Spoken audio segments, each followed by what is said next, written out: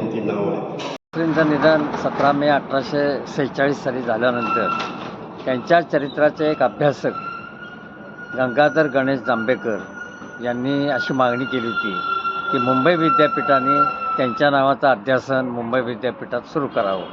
ते तत्कालीन शासनाचे मुख्यमंत्री बागखेर यांनी मान्य केली.